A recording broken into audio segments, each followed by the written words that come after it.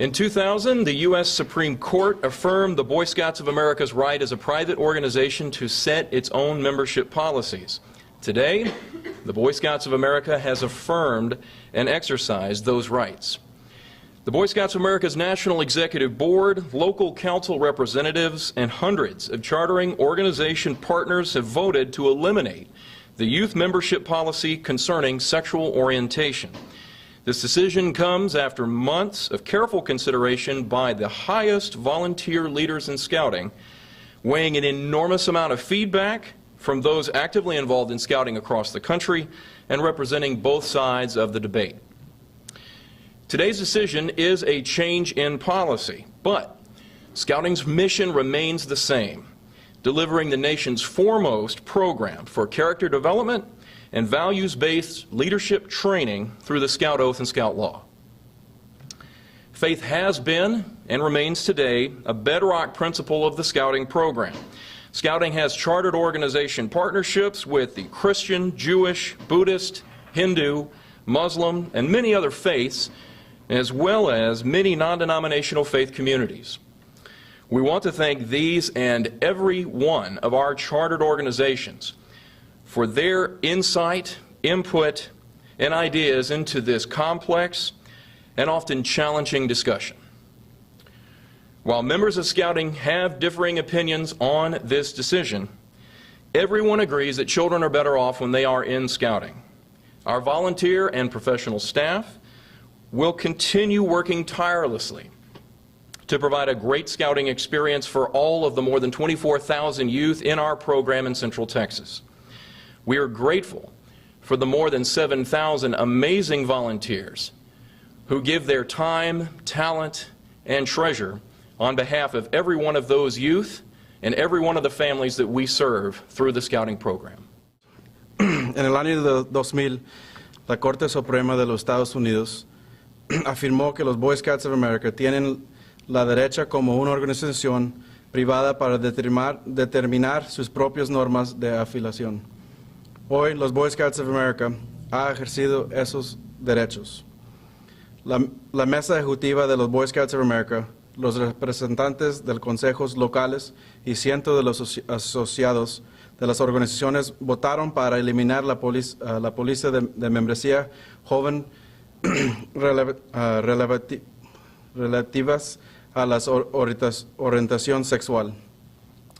Esta decisión se produce después de meses de cuidadosa consideración para los más altos líderes voluntarios en los Scouts, considerando una gran cantidad de comentarios de los participantes activamente en los Scouts en todo el país y que representan los dos lados del debate.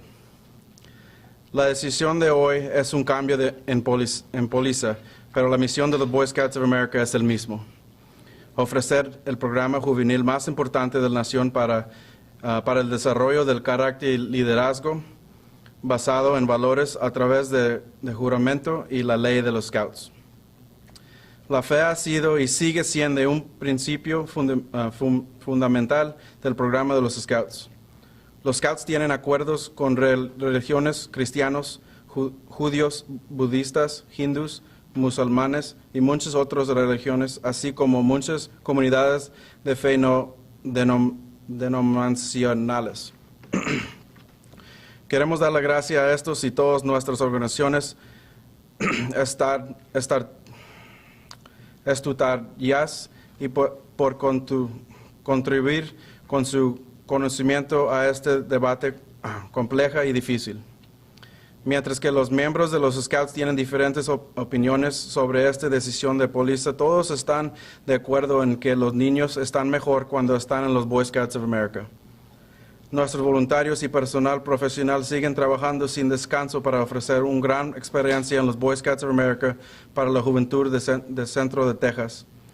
Estamos muy agradecidos por los más de 7,000 voluntarios que dan su tiempo, talento y tesoro para el beneficio de los más de 24 millones de niños en nuestro programa. Gracias.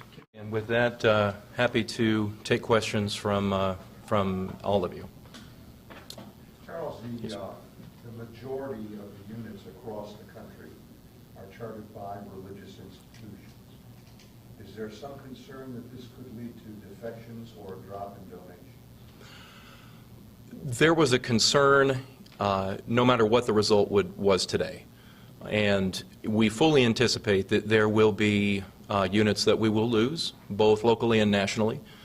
I think a lot of the worry was ameliorated by the fact that we have such an outstanding partnership with so many different faith organizations, and many of them stepped up to express support for the program leading up to the days before the vote. In particular, the Church of Jesus Christ of Latter-day Saints, probably most well known of all of the charter partners. They are the largest in America with Scouting.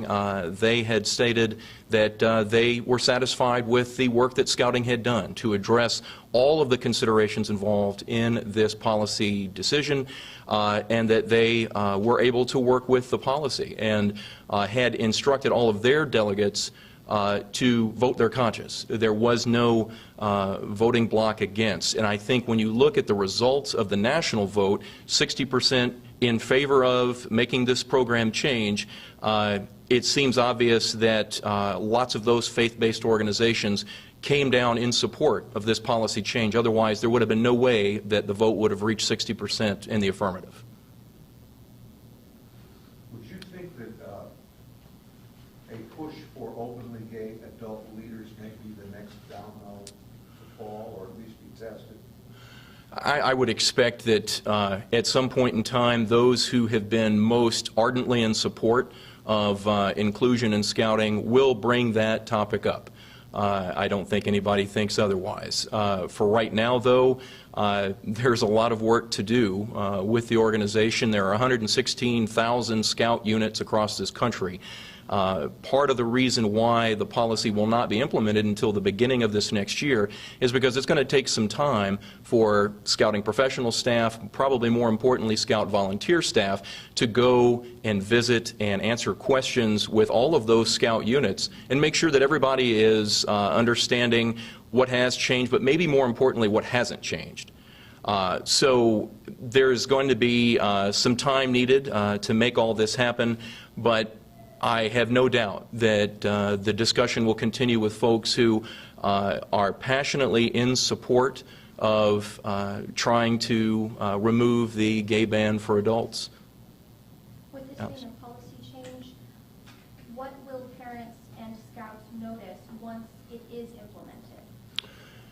In reality, they shouldn't notice anything. The Scouting program today, its missions, its goals, its camps, did not change. The mission is still the same, to try and deliver the best character development, leadership training program that the United States of America has ever seen.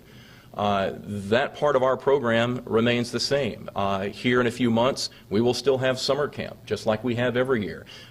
In West Virginia, the National Jamboree will take place at its brand new home at the Summit. Scouts will still go from our council as well as from around the country to Philmont Scout Ranch in New Mexico. None of these program elements are changing. So while I'm sure for some families this news might be a little bit disconcerting just because they see it as something new, in reality, the aims of the program, its goals, its mission have not changed one bit. I will add that I think we have all known that there have always been gay kids in our program. It's been sorted out and proven by the fact that there are a lot of folks who wound up joining groups that were pushing and advocating for this change and probably even greater change. Today's decision just means that those same youth members don't have to feel as though they're not wanted. Other gay teens who want to take part and enjoy the benefits of the Scouting program, they don't have that barrier anymore. And they're free to come and take part in this program that has given so much to so many kids over more than 100 years in our country. And I know that you had mentioned some training needs to take place before the full implementation. So does that mean that potentially if a gay question or some concern that now, since policies are different, they could go to their scout leader and bring up this topic or this concern? Scouting's policies when it comes to sexuality are pretty clear, and that is that we, as a program, don't engage in topics of sexuality. When a Scout youth member brings that question to a Scout leader, our Scout leaders are trained to obviously show empathy if there are issues that a youth member is having, but they're trained to direct those questions back to family members, to clergy, because it's always been believed by the members of our program that sexuality is not a critical piece of what we do, and instead it's the family that wants and reserves the right to discuss those matters with their children, within their family, as a decision that they make together. That's not changed, and it's not going to change. That will still be the focus here. I think that hopefully going forward, as everybody gets together, there may be some need for a few policy changes here in the way of, well, does anything need to change in the way that camp runs? I don't know that it does, but if it does, it'll be handled just the same as it is with anything else in the Scouting program. Volunteers will come together with our staff, and they'll talk about what's in the best interest of the youth that are in our program. And if a slight tweak needs to be made with accommodations or anything else, they'll do it. Not because they're trying to be politically correct, not because they're feeling pressure from an outside group, but because they believe that that's the best thing to do to deliver the Scouting program to the youth members that are in it. This organization's iconic for teaching a lesson to kids and adults as well. What is the lesson here today? I think the lesson here with today's decision is to always be very, very clear about what you believe in and the values that you espouse. Unfortunately, the Boy Scouts of America has not always been as clear as it should have been. The fact that some 25 years ago, a policy decision was put in place that gave now probably a generation or two of families the wrong idea of what the mission of the Boy Scouts of America was and is. It's never been to make a statement about homosexuals. It's never been to make a statement about gay rights. It still isn't. This Boy Scout program is very, very simple in its goals and its values. They are found in the Scout Oath and the Scout Law. The idea, especially in the Scout Oath, where we talk about being mentally strong, you'd think I'd get that as an Eagle Scout, right?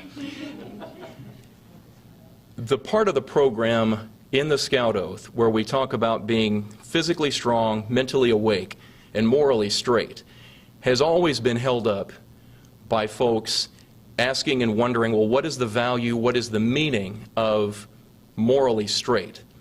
It's never had a reference to sexual orientation. It never was meant to. For those who would point to that, saying that that has always been a part of Scouting's values, it has, but never in that meaning, which we understand today to be radically different from when the Scout Oath was first put into practice in the early 1910s. At the same time, there is a recognition that, as I said earlier, not everybody has the exact same feelings. There are different religious beliefs that are involved here. One of Scouting's strengths has always been that it brings together groups with, in some cases, divergent opinions, but always we've been able to come together and focus on what is in the best interest of the youth that we serve. And that doesn't change today. Even though this policy is a change, the overall mission and the goals are still the same. And hopefully, as this idea of the newness of this policy change wears off, more and more people will come back to that idea and stick to the idea that we are still doing and in the same business that we have been for more than 100 years. What kind of policies are in place to deal with bullying as of today's decision? Nothing has changed as of now with policy, in part because the youth protection policy, which covers bullying and other youth safety issues remains the same. It's been hailed by many of the experts in the field as one of the best in the country, and it will continue to be executed in the same manner that it has in the past. The safety of our youth is always at the primary forefront of everything that we do. All of these leaders here that I have behind me are trained and reminded constantly about the importance of exercising these rules, such as two-deep leadership, such as there's no physical contact, there is no bullying, there is a sense of respect that is expected between all youth members, as well as adult members to youth members. The two-deep policy is in place to make sure that at no point in time can one adult be alone with one youth. It is, in simple terms, the most common sense approach that we can take to make sure that there are always more than one adult, to make sure that there is somebody watching out for the kid's safety as well as the adult safety, and then vice versa, that there's always another kid who's there with his other scout friend to make sure that they are watching out for one another. And can you summarize for us in a couple of sentences, in the event that your organization does spot bullying or a trend leading to it, what kind of actions do you take to cut that off? Youth protection policy starts with the idea of everybody being vigilant. If there is a report of something that is not as it should be, whether it's an incident of bullying, whether it's an allegation of sexual abuse, or just physical abuse, any and all of these are treated very seriously, and the first part of that policy is to automatically report it. Not to think about whether I should or shouldn't, but to make sure that it's reported back to, first, law enforcement, secondly, our leadership within the Boy Scouts of America, and then making sure that any of those allegations are investigated and that nothing is swept under the rug, nothing is left to chance. If there is a problem there, we want to make sure that if something has been done that is not right, that those who are doing the wrong thing are getting punished, being dealt with. What would happen if this policy kicks in Jan 1? Mm-hmm. What if a month from now, a youngster scout outs himself inadvertently? Right. How will that be handled? Good question. I think that there is going to be some unsure feelings with adult leaders throughout. There is this point in time where there may be a little bit of ambiguity with how to deal with that exact situation. I think that's why it's going to be important that we do take the time over the next several months to make sure that we're getting out, visiting with all of our units. And here in Central Texas we have, well, there are more than 320 chartered partners, and that results in about 600 scout units. Making sure that we're visiting with all of them to where everybody understands that there's going to be some adjustment period. I can't say for sure exactly how we'll handle that, but my assumption would be is that because we know the policy that's coming, there would be absolutely no sense in denying a kid the scouting program just because of that.